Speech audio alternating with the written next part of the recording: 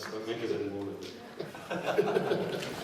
Yeah, Let's go. All right, we're going to get started. So, hello and welcome to Naughty Dog Live and Unleashed, Game Design with Dogs. It's really awesome for all of us to come out here from California to the inaugural PAX East. PAX East! Woo!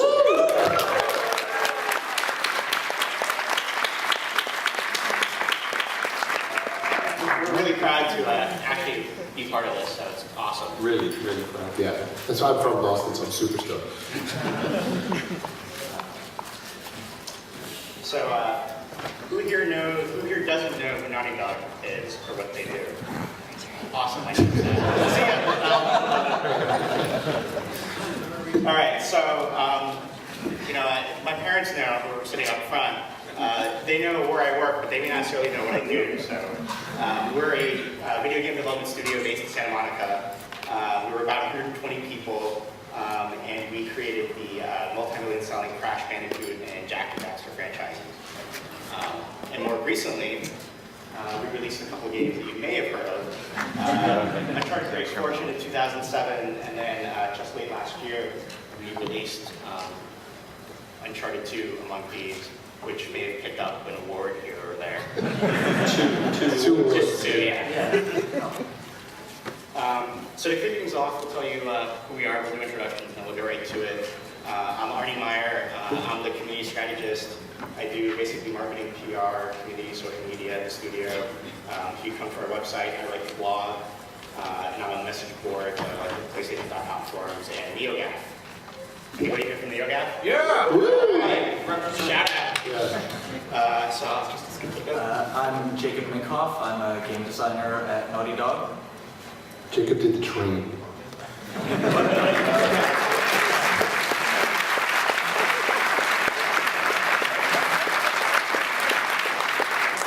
I'm Justin Richmond. I was the lead multiplayer designer on Uncharted 2, and I'm now a game director at Naughty Dog. And that's who you go to if you want one or four back. Thanks, Arnie. Yeah.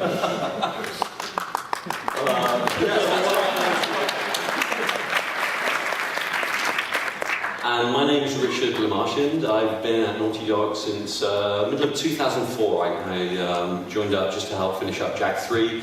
I was the lead game designer on Uncharted Drake's Fortune and the co-lead game designer of Uncharted 2. So thanks again for coming, guys. Thank you.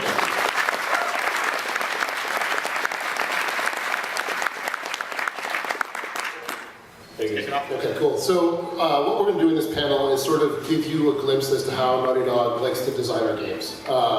And so that we're going to take you through the whole process of how we actually sit down and design a level. So we're going to go through the way that we come up with an idea for a level, into the game macro, which is sort of the generalized goal for the level. And then we're going to talk a little bit about how, in general, our levels are designed by a game designer who comes up with a pitch, the cool ideas for the level. But at Naughty Dog, sort of everybody's a game designer, so this doesn't just have to be a designer. An artist could come up with something crazy, or a programmer, or anybody. The HR manager. Could So be it means anybody. lots of talking and sharing of ideas. Exactly. So so whoever has the a cool idea will come and pitch it to the game designers, or the game designers themselves will pitch it to the rest of the staff.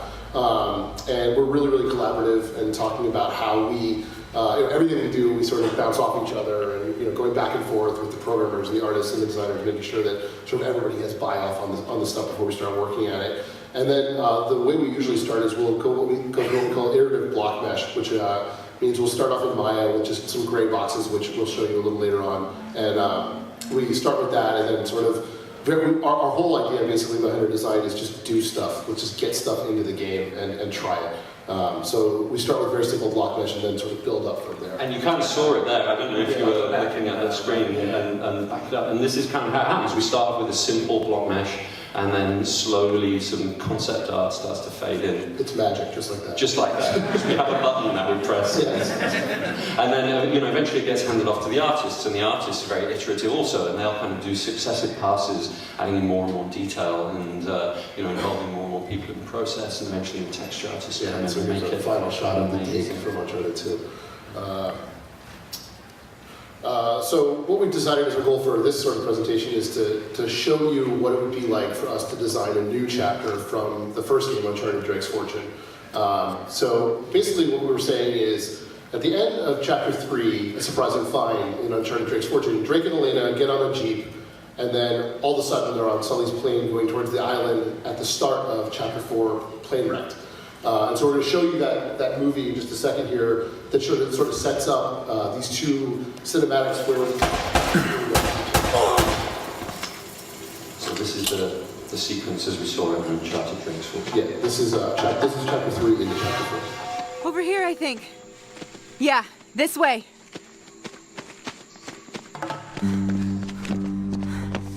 You always been this popular? Well, I do seem to attract the scum of the earth. No offense. None taken. Do you have a good memory? Yeah, why? UK 2642. You got that? Yeah, what is it? It's Kriegsmarine coordinates. I think I know where the Spanish took El Dorado. El Dorado? The problem is, so that the bastards killed Sully. Damn it! If the Spanish found the treasure, they had to move it there, to that island. And Drake followed them. Well, what are we waiting for? I'll get the story, and you get whatever it is you're after. Come on. Hey, this isn't gonna be a vacation, you know. I can take care of myself. Besides, you owe me one. I suppose I do.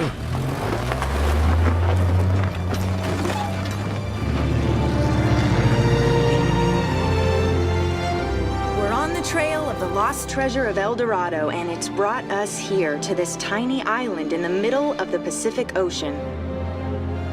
Let's get a closer look. I hope we're the first ones here.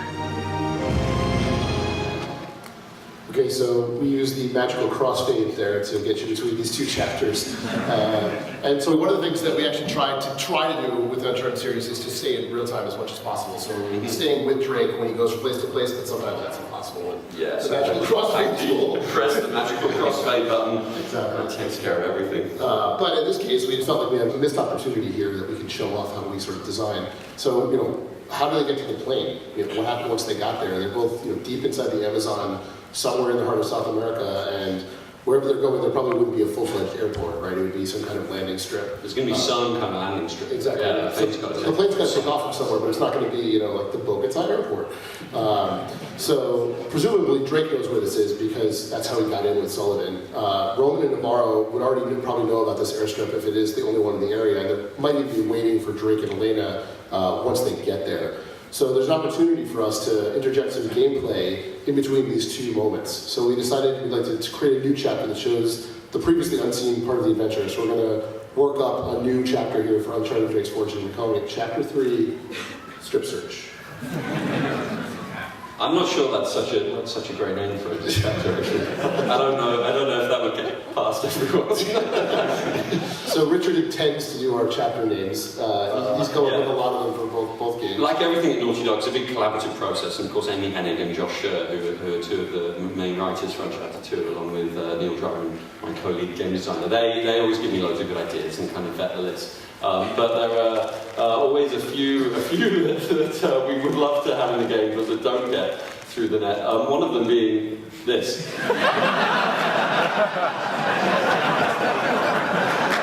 Would that have been fantastic? It might have deflated some of the dramatic tension, admittedly, halfway through Jacob's epic train level. But there you go. Didn't get too far. We'll blame it on somebody else. But anyway, so we've got this good top-level design goal to create a new chapter for Uncharted Drake's Fortune, and so now we want to break the design goal down a little bit. The gameplay goal, we think, is very simple. We just want to use the core mechanics to get Drake and Elena from the Jeep to the airplane. And we've, as part of our process, by the end of pre-production, we've created this thing that we call the game macro, which is basically a spreadsheet, and it's a list of the locations in the game, and it breaks down all of the major story beats as well in the game, in each location, and it describes the play mechanics that are used in each part of the game, and whether they're core mechanics or special mechanics. So we know by looking at this document what mechanics we're focusing on by this point in the game. Where the training takes place, what you've already learned, what kind of weapons you'll have, what kind of enemies are there, all that stuff's going to be in that document. And it's great because the macro is kind of light on detail. It's kind of a skeleton structure, so it gives us the ability to be quite nimble when we inevitably need to change stuff around. So we took a look at the document and we saw that at this point in the game we're mainly focusing on traversal, kind of and exploring and platforming, and on gunplay, of course, and we're starting to introduce some of the kind of light stealth elements that were in the first Uncharted. So as far as the storytelling goal goes, Gabriel Roman, of course, has had some good screen time recently in the previous cutscene, or a couple of cutscenes ago, where he cold-heartedly gunned down Nate Drake's friend Sullivan. So his character is pretty firmly established in the realm of villainy, I would say. Whereas Navarro, kind of Gabriel's henchman, on the other hand, is relatively undefined as a character at this point. And considering that he's going to play an important role towards the end of the game, we can use this sequence of play as an opportunity to establish his character a little bit better, especially right before Eddie Raja, everybody's favourite pirate, that nobody messes with, comes in and kind of complicates the hierarchy of villainy. So these gameplay and story goals give us a pretty clear idea of what we need to have in this level and in what kind of order. Looking back, we've just come from a big, long, intense combat sequence as Elena and Drake escape through the temple where Drake and Sully had found the remains of El Dorado. We know that we're going to want another combat sequence at the airstrip, so we need to have some downtime first, just to let the player chill out a bit and have a little bit of breathing room. So that means some stealth and some traversal. And then the downtime would be a perfect place to develop Navarro's character through in-game cutscenes and overheard dialogue situated in the world. I mean, in-game is how we mainly like to develop the narrative of the game as much as we can. And we really want to establish Navarro as the leader of the pirates at this point. And then we'll reach the airstrip and we'll fight Navarro and the pirates and further cement him as a major nemesis for Drake. And this sequence needs to be relatively short, since we've already established the next top-level story goal in the scene that we just showed you guys, with Drake asking Elena to remember the Kriegsmarine map coordinates and showing her the map that he got from the submarine of the island where they're going to next. And we don't want the player to kind of lose sight of that goal. We don't want them to forget about it. So we figure that this sequence of play should be fairly short, maybe about 10 to 20 minutes. That's about all you can sustain a goal like that for without people forgetting what they're supposed to be doing. And get distracted by the situation that they're in. So in general, we don't do much design documentation. In fact, we have almost none at all. Usually it's a short write-up, and that's about it, if that at all. Some designers actually go straight into working in block mesh to get their ideas down. Some of us, will write down a sort of a pitch that we can go out there and say, like, here's what I want to do with this level. But it's almost always, we found better to just go in and start actually trying to do something. And when we're designing levels, pretty much everybody shows reference. We'll get a bunch of stuff together that we want this level to look like, the feeling, the pace of it. And gathering photo reference, actually. That's when, like, Google image search is our best friend at the beginning of the process. Yeah, I mean, basically we find reams of whatever kind of reference we can possibly get on the place and the location, and more the feeling also of what we want it to be like. It may not be the same place, but we're like, oh, we want this place to feel like this and have a real sense of whatever that thing is. So we go through, Google images and pictures and research and all that kind of stuff. And we basically learned, like I said before, the best way to make video games is just do it. Just to start building. Just start it. Yeah. Don't sit around talking about it forever.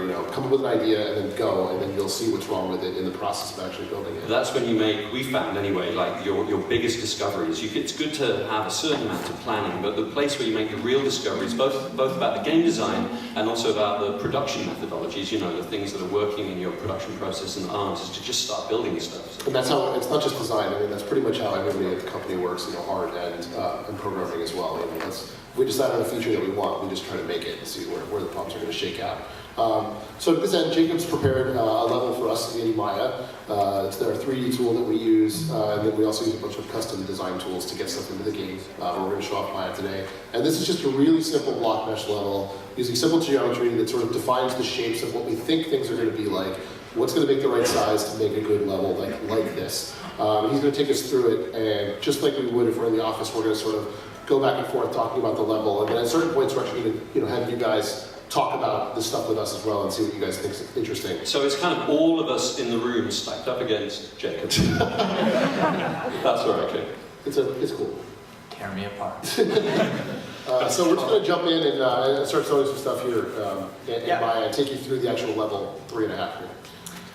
Okay, so essentially, I started out with a chapter outline of what I wanted to happen in this chapter, and it's made of, first off, the Jeep cutscene, because we've got this magical crossfade that occurred that got us from they're on the Jeep, and they're going to somehow get off get out of the Amazon, and then they're in the plane going to the island.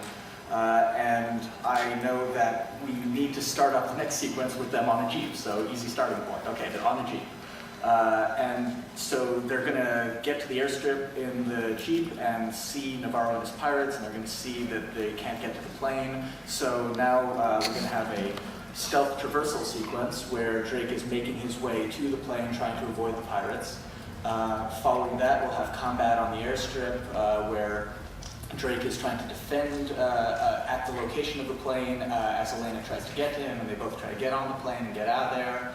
And then finally, we're going to have an IGC in the plane. And IGC, of course, stands for, as I've mentioned many times, intergalactic combat. Because that's something that we really were missing in Uncharted 1 and 2, I think. Most of it got cut, unfortunately. Yeah. So actually, it's in-game cutscene. And that's something that we did a lot in Uncharted 2. We had really, really complicated in-game cutscenes that the player has full control over Drake, while Drake is experiencing these incredible, carefully scripted action hero type moments. We had more than 500 of them, so our engineers had their hands full. And that's more than 5 times the number that we had in Uncharted 1. So it'd be nice to sort of look at a way that we could do an Uncharted 2 style IGC in Uncharted 1. And that's about it for our slideshow, so I'm going to head over to Maya, and I'll leave us on Skelzor on holiday, so we can come back here. Skelzor, come on! So that's a pretty good beginning to your pitch, Jacob. I mean, you kind of mirrored back to us there the top-level design goals, so, and you added some cool ideas as well, with like the IGC again. Okay, so here's a level in Maya. This represents about a solid day's worth of work, and we don't want to spend all that much time on the block mesh because, as you'll see, there will be lots of changes. I just quickly grabbed whatever assets we had around. We happened to have the plane lying around. We had a Jeep from another level, and let's just get right into it. So first off, we've got the Jeep. Elena is in the passenger seat, as she was in the cutscene.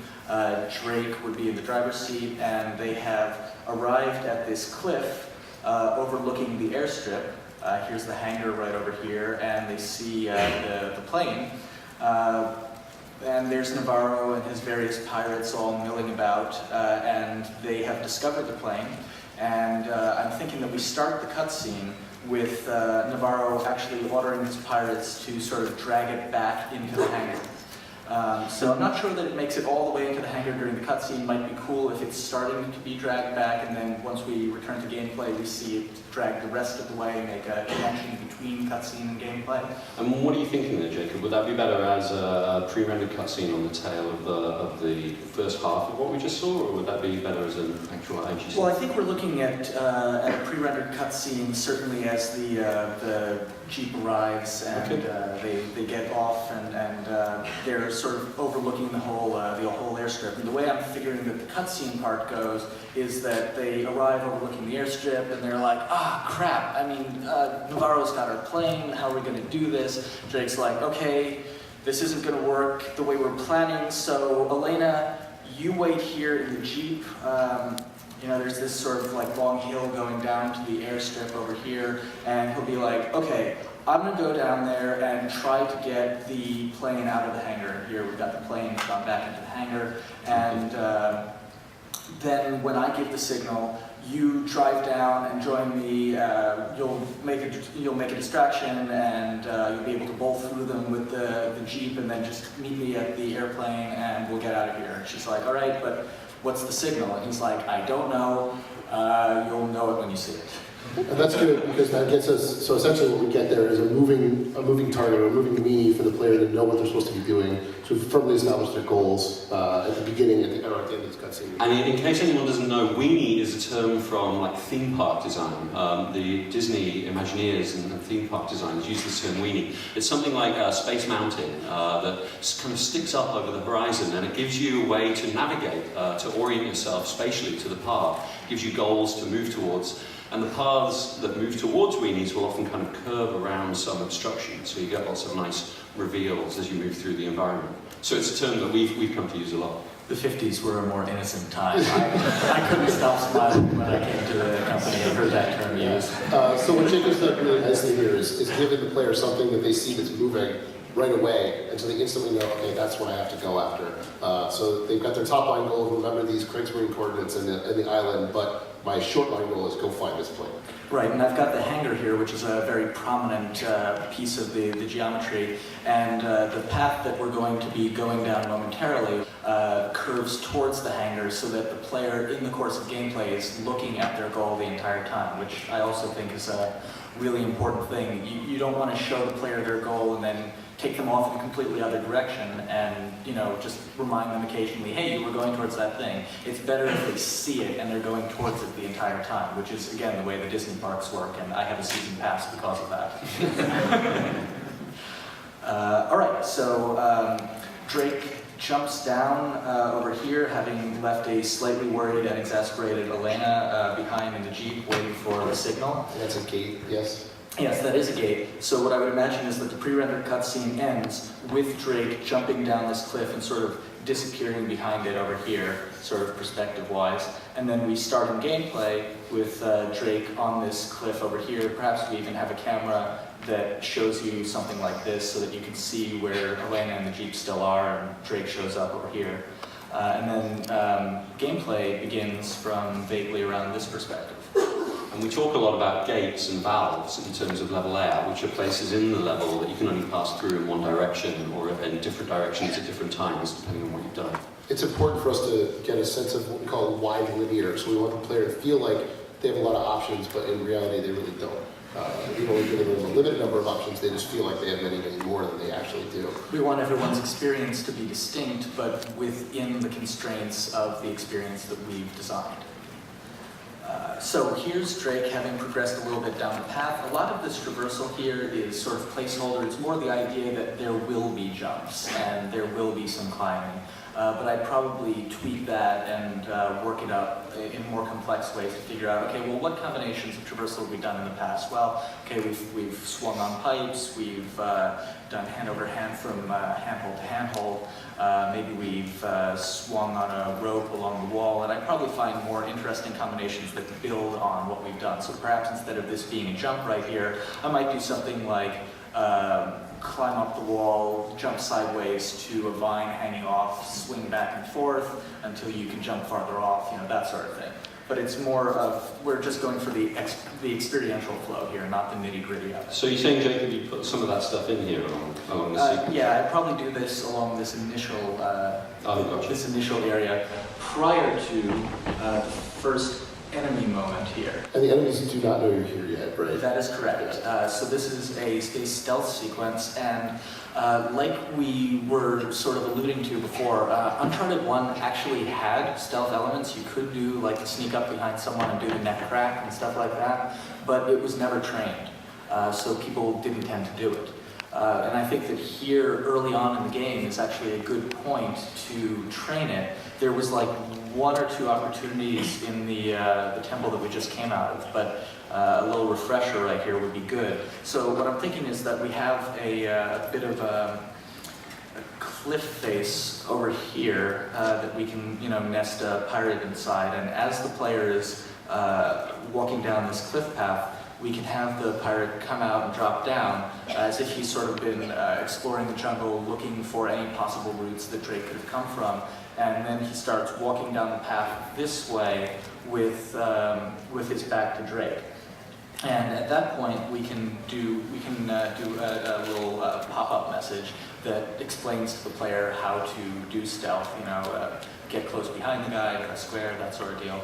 And the reason why they have to do stealth here is that we would have all of these pirates over here on the airstrip, plus we'd probably have a few of them milling about directly underneath Drake, sort of heightening the tension of the area. And that might also be another reason why I would add more traversal back here, more like actual climbing, because if you're climbing on a wall, I can do a scripted camera where I'd be like looking up over Drake as he's climbing on the wall. I could get a perspective more like this. That's a bit upside down, but you know, if I pulled back this wall here, I could get a better angle, and that way I could be looking directly down on some enemies, and the player would be aware even before this enemy drops down on the path in front of them, like that they're. So this is an example of an area where I'm doing it later.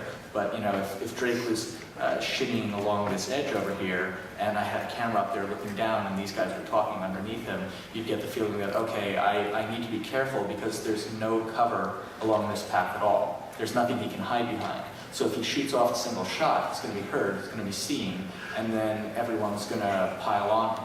I wonder if we want Elena to give you some kind of... So Elena can talk to you in your headset because you have a walkie-talkie. That's true. We probably want her to say something along the lines of, you know, don't fire... This is terrible dialogue, but don't fire a shot because of that, right? Just warn the player ahead of time so they don't learn by dying, because that's no fun. So. Exactly, and by the way, speaking of dialogue, the way we generally do this is that we say like, okay, we need a line here to warn the player about this, and then we tell Amy about that, and in the next, Amy Hennig, our writer and creative director, and then in our next voice recording session, she has Nolan and Emily, who are Drake and Elena, sort of riff on possible ways that, you know, they could be talking to each other, so it sounds like witty and cool, not like designer dialogue. And let's be fair, Amy and Josh and Neil are all great writers, so they help out with that too. Yes, but still not designer dialogue. Yes, still not designer dialogue.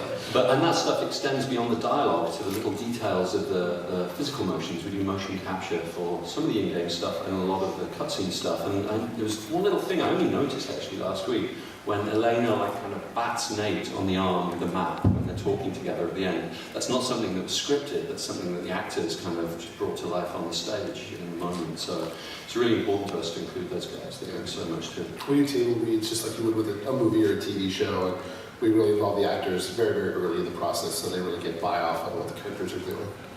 Okay. All right, continuing. Yes, moving along. Okay, so we have our little bit of stealth training here. The player is told how to sneak up behind someone. Elena in the headset goes ahead and tells you precisely why you need to do that. And then we continue along this path here. And we get to that point where I was showing earlier, where maybe I'd want to do two of these. But we would force the player into a traversal moment here. Actually, Jacob, before you describe that, can I ask you about something? Looking at the map in a kind of top-down way with zoom back out, it looks to me like they're doing something kind of interesting and tricky with the narrowing of the path there. Oh, Are you doing some kind of forced perspective trick? I am indeed. That's one of those things I like to do with my layouts. Is that I actually wish I'd brought an example of this, but I realized early on in level design that when you have a long flat plane, you have absolutely no idea of how long it is. It's just disappearing into the distance. It gets all foreshortened, all the perspective, like over here, you see where all the lines get smooshed together.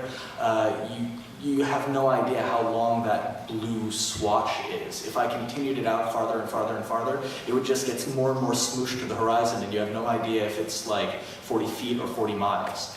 So one thing that's really helpful in level design is to curve your paths.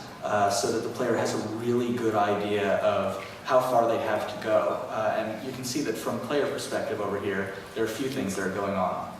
Number one, the path is curved downwards to the right along this axis, so that you never have a point where you are looking straight along it. You always have a bit of a tilt to the right so that you can see more of the surface of it. Number two is that the width of the path is narrowing as it goes down here. So it's actually making the narrowing of the lines from perspective get even more forced, make it look like it's even farther from you, but it's actually substantially closer. I'm doing the opposite of having the lines compress on that flat surface that I was showing you before. I'm making it appear farther, but you're going to traverse it just as fast as you would if it was flat. So it makes the player feel like they're on a longer journey when they cover it really quickly. Yeah, we build less art for the same feeling, so it's a huge production saving as well as a cool design technique.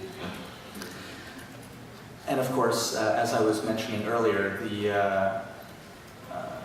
the path is curving directly towards the player's goal. So as they go along here, they're facing the pirates in the distance, right? If I make the pirates my focus here and then look along the path, you can see that just by virtue of walking down this path, they're seeing where they need to go. They're seeing the narrative beats that I want them to see. And as they round this corner, they're revealing the hangar again.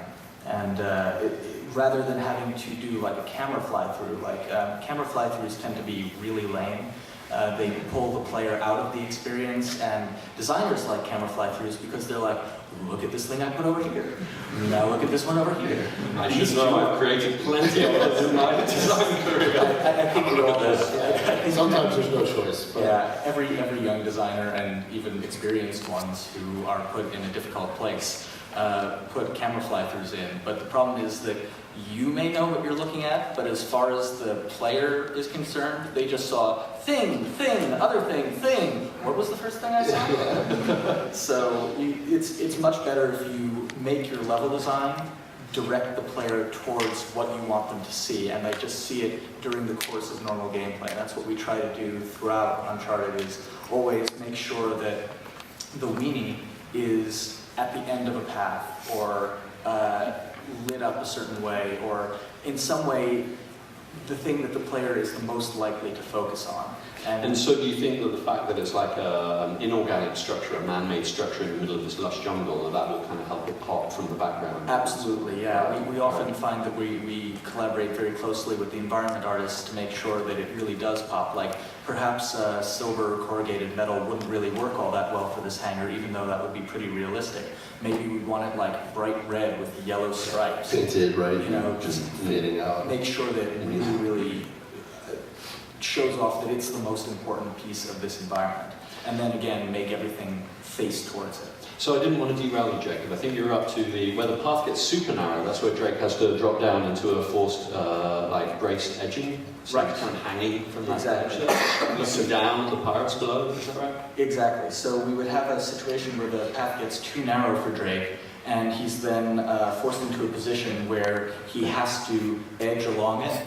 And the reason I'm doing this is that, number one, when I have the player in a situation where he's constrained to a linear path rather than walking around in full control of Drake in normal gameplay, then it's easy to justify a scripted camera that only looks from one direction, and that way I can look down on these characters, and also Drake moves more slowly when he's edging. And we could even do things like... Well, let's spice it up. So let's say he's not just edging. Let's say the rock face falls away a little bit, or there's some kind of spice to the actual edging, right? 'Cause Exactly. edging for a long period of time, we know from playtesting and doing it ourselves isn't fun. It's really boring. So- Plus, if we put this would be another IGC moment, right? An IGC where the thing that he's climbing on breaks. We could add more tension to that. That's really cool. And we can also arbitrarily extend the length of time that he's over these pirates by extending the length of the IGC. So we can have these two pirates directly below him. And first reason I want to do this is not just for tension, but also because one of our primary goals here is to establish Navarro's character. And so I want his pirates talking about their leader. I want them talking about what sort of a hard ass he is. You know, how you don't mess with Navarro, even though you don't mess with Eddie Rocco. Or Navarro. Yeah. But you know, I want to take time for them to be talking to each other here, and at the same time, adding in the IGC will increase the tension. Yeah, So it keeps tension up. Yeah. We can have it like break under his hands, and he'll be like hanging down by one hand and. And you can do the thing where the rock falls and the guys have just turned to walk away so they don't hear it or whatever, and lands behind them. And, okay. Yeah, awesome. That sounds good. Yeah, all right. So moving on, we'll come around this corner. And I think it looks like, and I'm not sure, I know it may be slightly narrow, we'll have to look at it, but we may have to widen this path here because... Yeah, how wide do you think that is there, Jacob? The path after the edging? Let us see.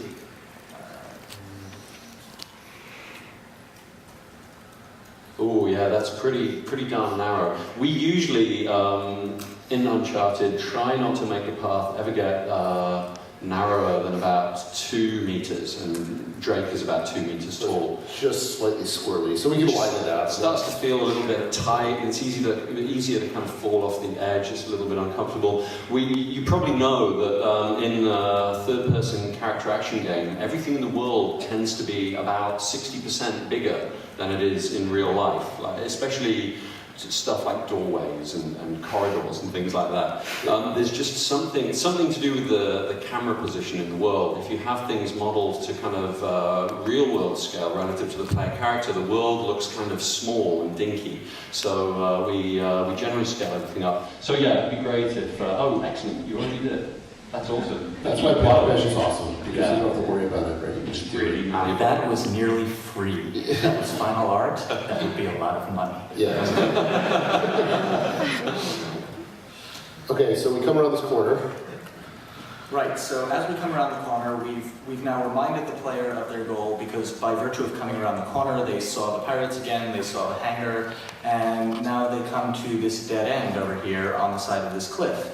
And, well, there's nothing they can do, really, except that, oh, hey, there's this roof of this building, looks like a control tower of sorts next to the hangar, and they can jump to that, and again, by virtue of just it being the only thing and close enough, we know that they're probably going to do it. Okay, so right here, let's stop for a second, and we're going to open it up to you guys. So Drake's just come off this thing, he can't get back, he's on this control tower, we're going to say Navarro's inside of it. What is the kind of thing that you think would be cool as a player to do here? What would keep you interested in the game? And if anyone wants to come up to the microphone that we have right there here, are no bad ideas, this is just brainstorming. That's actually something that we say a lot. I think that's a great thing to say to this room. When we're brainstorming, there are some like rules of brainstorming written down, and anyone who wants to, come on up. Anyone who's got any ideas for everything up to this point. Yeah, in a brainstorm, we try not to get into like critiquing the ideas or kind of discussing the ideas. The idea in a brainstorm is to go for quantity over quality, and so we just spew out as much stuff as we can, and we definitely don't get into it. There are no bad ideas in a brainstorm. So here comes our first not bad idea. Okay, so Drake jumps or whatever, doesn't land well, ends up helpless for a moment. Navarro hanging from 2 fingers. Hanging from 2 fingers. Sounds good. Navarro detects him and saves him, and they have a moment together. Interesting. And then, of course, Drake has to escape or whatever. So he gets caught, is your idea, essentially, right? Basically. Okay. In a kind of friendly, non-shoot you to death kind of way. Non-immediate shoot you to death. Yeah, right, with an eye to later shootage. That sounds pretty interesting. Okay. Thank you. Thanks. Thank you very much.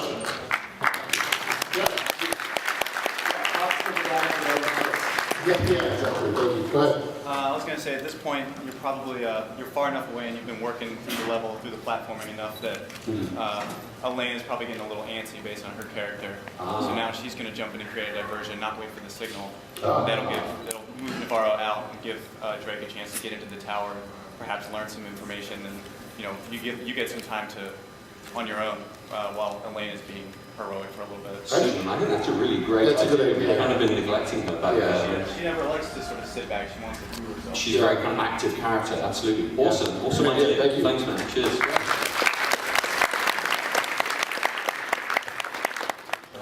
This could be an opportunity to maybe eavesdrop on a conversation that's humorous with Navarro. So like a human beat? We talk about story beats. That's a good It's going to lighten the tension a little bit, keep you still interested. Yeah, that's a great idea. Thank you. Yeah, great.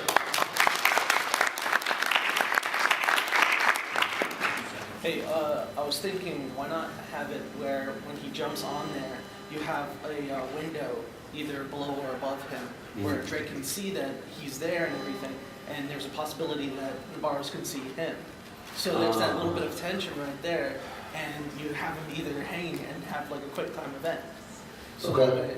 it forces the player to quick react before Navarro sees him. So you get busted if you don't hit the QTE. Okay, so the idea is basically there's a window, you're hanging below it or above it, depending on how you land, and Navarro, you have to press the buttons for Navarro not to discover you and bust you and essentially make you reload. It's a fail state. Yeah, Yeah, cool. Thank that's an you. interesting idea. Everybody applaud right now for everybody.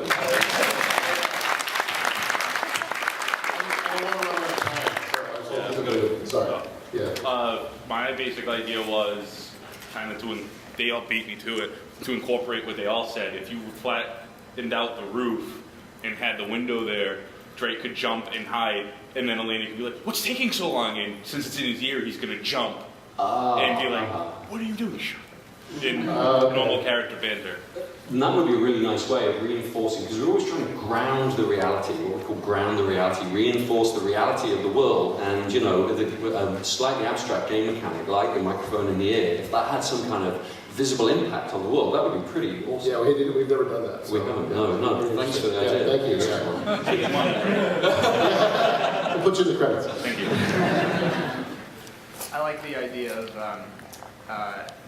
Nathan, while he's climbing over to where the part of the roof that you climb over to, he peeks into the control tower and sees that nobody's in there, thinking maybe I can go in there and do something that I need to do. But by the time you clamber over to the roof and you start climbing up to that room in the control tower, Navarro pops up, forcing Nathan either to, evade capture or attention, or Navarro does see him forcing Nathan to clamber further down onto the hangar, maybe,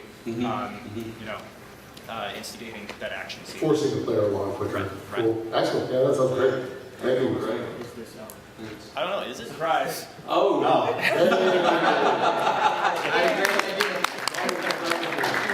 Thank you. That's perfect timing for me. Kind of reiterating and totally not stealing the idea of the person who suggested the humorous beat. I was thinking that would be, since you had a little bit of tension in the level, you've already gone through some stuff, you can have a minor, I don't even know that it would rise to the level of an IGC, but just a pause where you could really accomplish the sub-goal of doing more introduction of Navarro by having an overheard event, whether humorous or even something suggesting that a direction that Drake would go next. Like, we can't get that stupid back door on the hangar closed. That's terrible, obviously. No, that's I get the idea. So the idea is that Navarro sort of gives you the next beat of what you need to do. It lets you just get a little bit more face time with Navarro. Sure.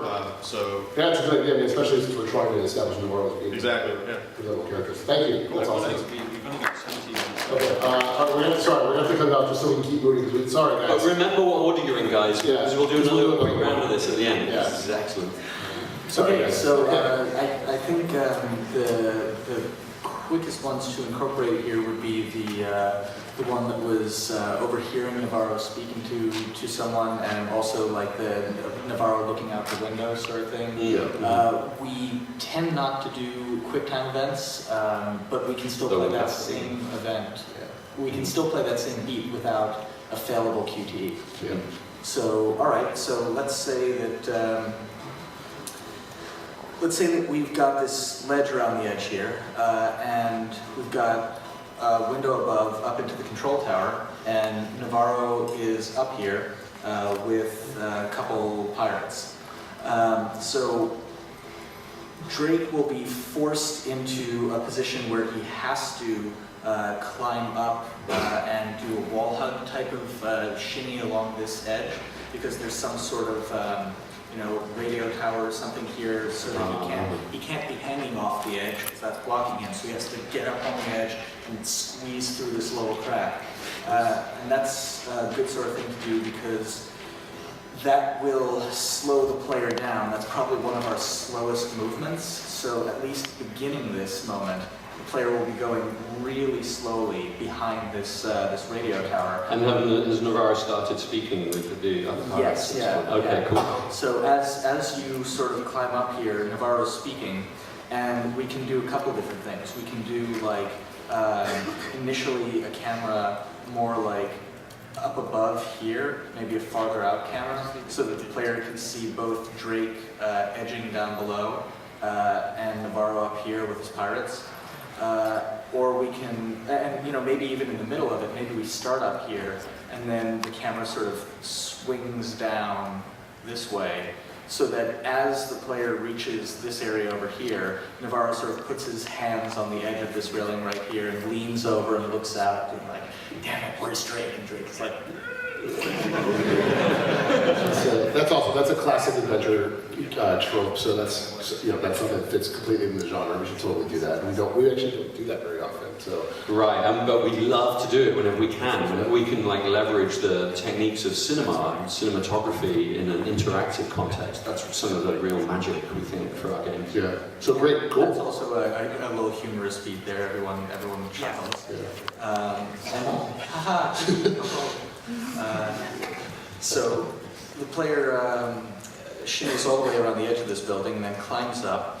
And just as they make it up to here, Navarro leaves through this door in the back, and all that's left are two pirates looking towards the door where he left.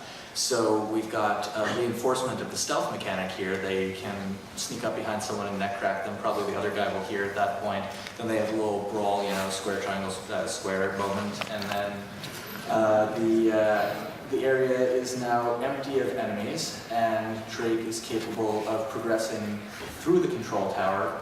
So are we saying the door is locked? Is that what we're saying? I'd say that the door where Navarro left is locked, and Drake's only option is to leave through the other side of the control tower. I feel like we may have to take the guns away from those guys so that they can't fire at you.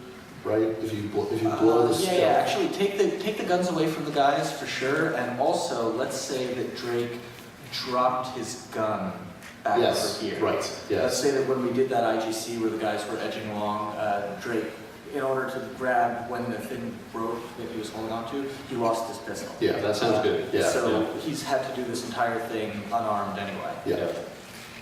So then we've got Drake coming out the backside of this building over here, and maybe we could have a little moment where he looks over the edge, and I don't know. I feel like I want him to get down onto the roof of this hangar here, but of course the problem with that is that how do we make sure that he doesn't jump off the front of the hangar? Well, the shape is kind of nasty. Yeah, it would be tough for our traversal systems to something that's getting steeper and steeper as you move along it. That would start to give us real problems. And I think what we're going to have to do, unfortunately, not unfortunately, but I think what we're going to have to do to force you is you're going to have to fall off this somehow and smash through the roof. How about, we talk about the expectation gap. There's this thing from the screenwriting guru Robert McKee, and he talks a lot about the gap in storytelling, where you set up an expectation for the audience and then pay it off in a way that is similar to what they expected, but not exactly the same. And there's something very engaging about that for audiences. And we think that we can do it interactively as well. So if you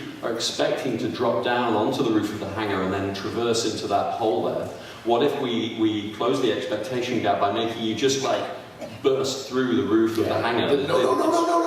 Rusty and the wood's rotten and just drop you straight down inside the hangar. So let's be honest, Drake has to get hurt in as many sequences as possible. So he vaults over the railing is all rusty, it creaks under his weight, he goes no, it snaps off, he falls through the roof of the hangar right about here, and now he's in the hangar. So he lands in a pile of stuff. A pile of rags. Yeah. Kind of next to the plane? Okay, because the plane's been dragged back in. So the plane's already in here, so yes, that's exactly. the ending position for where Navarro left it. Right, so he conveniently falls right next to the plane into a pile of dirty rags so that no one hears him. And then as he sort of shakes the oily rags and Navarro's used underwear off his head, we've got a bunch of pirates that he sort of sees at the other end of the hangar who are milling about our friendly neighborhood explosive barrels from Uncharted 1. Yellow explosive barrels. And this isn't just a cheap gag that I want to pull here. I want to actually remind the player that blowing up explosive barrels can cause environmental damage, because I'm going to use that. I want to basically give them a moment here where they have as much time as they want to shoot those barrels, and then I'm going to make them do it under a timed situation, under duress later on. So I think we may have to, depending, when you get the angle of your medical close enough to those things, make it auto hit.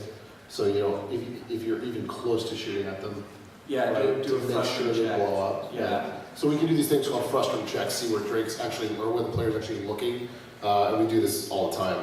So what that means is we can guarantee that if you're aiming anywhere near those barrels and firing your weapon, you're actually going to hit them and blow them up, so that the player understands, okay, barrels blow up, environmental damage. Yay. There's a question, real quick? That's a very good question. That's a good point. So what we'll have to do is have the last guy up there have a gun. Oh, yeah. So whatever. We'll have to take a gun off the last pirate he melees. Whatever the last pirate is. Oh. You said he landed in oily rags. Does he have a lighter? No. In Uncharted 1, and actually in Uncharted 2, we don't have a fire mechanic at all. So it's something that we would not be able to play with, but fire is awesome. There could also be like, lightens up every situation, every party. We could also put around kids.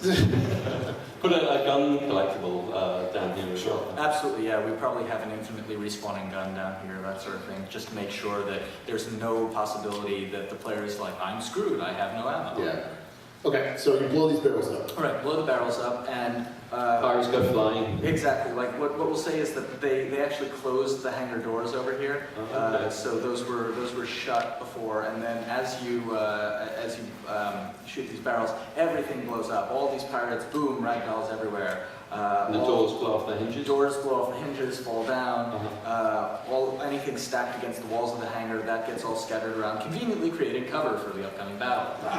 Yay! Nice work, sir. Yes. So now, of course, everyone just heard that. So all these pirates out in the yard start firing at Drake, and pretty much the only cover that you have is this cover now created by the explosion. So the player is extremely likely to be somewhere near this opening, firing out towards the enemies that are over here. We'll make sure that they're also sort of towards the right side of the screen. Maybe we'll have one or two enemies over there, but they'll be like light guys that die within only a few hits. We'll have the primary enemies over here, because right over here is the hill that Elaine was waiting on. So she's going to drive down the hill in that Jeep. So she hears the explosion. She hears the explosion. Takes that obviously the signal. It's Drake. He blew something up. That must be the thing to do. So she drives down, smashes through this chain link fence over here, bowls over a whole bunch of pirates because Elena's kick-ass and that's what she does. So we'll have to make sure the fence collapses in a way you can't get out through it, right? If it's like a chain link fence, it could like fold down and then spring back up even. Like hurricane fence? You guys have that over here? Those magic fences we have in America? Yeah. It could also be a reasonably soft gate, you know, that we just have a magic bullet that if you're just like mulling around too long with no cover. I mean, this is a pretty reasonable scenario where it's unlikely. I mean, we'll have like probably sheds and things that enemies are coming out of. So really making sure that the player only stays inside this area at the front of the hangar. So Elena pulls up. All right, so she pulls up, she screeches into the hangar and gets out of the Jeep, takes up a position next to Drake, shooting over the cover, and Drake's like, okay, right, let's get to the plane. So they start making their way back towards the plane, and at this point, the enemies will advance, so even if the player doesn't really want to go back towards the plane, they'll have to because the enemies will start rushing them, and the enemies will start staying in zones around the front of the hangar, so moving to the back of the hangar is the most likely way to avoid them and stay alive. I mean, fail-safe, we can make Elena run back there and start screaming too. Yeah, she can run back and say like, come on, let's go. Come on. Yeah. So she gets into the plane over here, opens it up. Actually, no, she's like next to it, and she's like, come on, Drake, and Drake is like, and so the player's still in control of Drake, but we just have some voice where Drake says, you know, no, you start it up, I'll hold them off. So the player's holding off the enemies, and Elena's like, I don't know how to fly a plane. He's like, I'll walk you through it. So over the course of the next 30 seconds or so, we'll make it reasonably easy, you know, to take out these enemies without dying. Drake's picking off enemies at the front of the hangar, and Elena's like, there's a light, it's blinking, I don't, what do I do now? He's like, no, don't touch that one, don't touch the blinking one, touch the one that's not blinking. What, there are a lot of blinking ones, I don't know what I'm doing. So, you know, just have them bantering back and forth, and, you know, have like the plane belch some fumes and stuff. He's like, wrong one, you know, that sort of thing. And then eventually, the plane starts taxiing down the front of the hangar, starts moving forward, and Elena's is like, I think we're ready to go, Drake. Come on. So he, as the player, we walk towards this, and the player will like probably get a triangle prompt, they'll IGC into the plane. Do you think we can even do it in the core mechanics? Just have the open door of the plane, and it's up to the player to understand what's happening and just to climb in to this taxi. We can probably triangle it just so we get the special animation. That would be the fallback. It would be even more awesome if we can do it in core mechanics. We could do X. So we can do X. So he climbs on. That's awesome. But as soon as you climb into the plane, now you're in sort of a rail shooter thing. We haven't taken away player control. You're just sort of in the cockpit of, no, actually no way. You're hiding outside the door of the plane. And Drake has like one hand over here, and you see like the pistol over here, the player's controlling the pistol. In a forced aiming mode? Yeah, exactly. Right. And so the player's shooting at the pirates to clear their way, and then as the plane comes out of the hangar and is starting to taxi down the runway, Navarro pulls up in a Jeep right in the middle of the airstrip, blocking the way of the plane. And he's got like, actually maybe not a Jeep, maybe a bigger truck with an emplaced turret on the side of it. The fail state would be that if you taxi down the runway for too long with Navarro tearing up your plane, the plane blows up, fail state, you die. But if you look over to the side, you'll notice that there are a whole bunch of explosive barrels of the same type that you just blew up before, and they're next to some like power lines or something with these big power line like poles. Utility pole. Yeah, exactly, utility poles. And so you shoot those, and they blow up, and the utility pole falls right down onto Navarro's truck. And Navarro rolls out of the way just in time. Curses! Oil again! And so then what we do is Drake leans over Elena's shoulder, sort of nudges her out of the way, grabs the controls, and we give player left stick control over the plane, drive around the flaming wreckage of the truck, taxi down the runway all the way to the end, and we fly off the edge and get airborne. Awesome. The only thing I would say is at the very end, can we like drop off a cliff and then go to Sure, with a magnificent waterfall. It's actually the continuation of the waterfall that the U-boat was on. And that is chapter 3.5, Strip Search.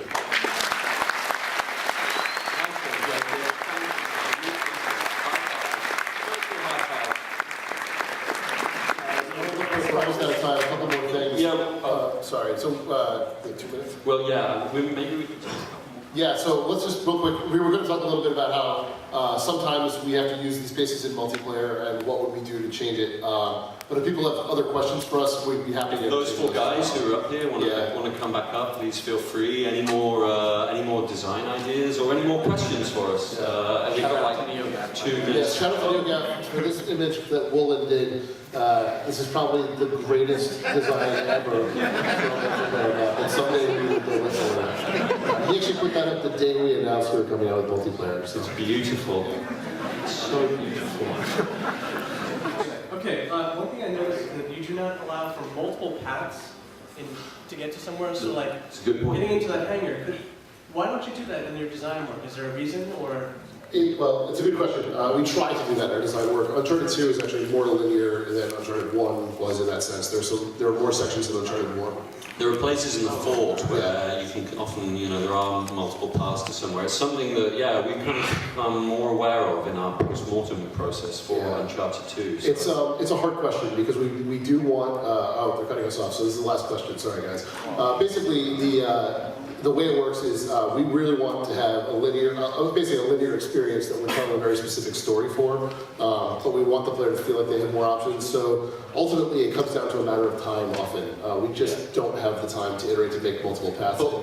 Not let the player get lost. We're very optimistic. We never want to rest on our laurels. We're always pushing ourselves to go further with our design and our production methodologies, and we do hope that we can, by finding a good balance between just starting to work in block mesh and working in paper maps, designing the levels on paper like we used to, that we can make some advances in that. It's just like there are any number of things going against us. Like every time we want to make one path awesome, that means we have to make every path equally awesome as all the others.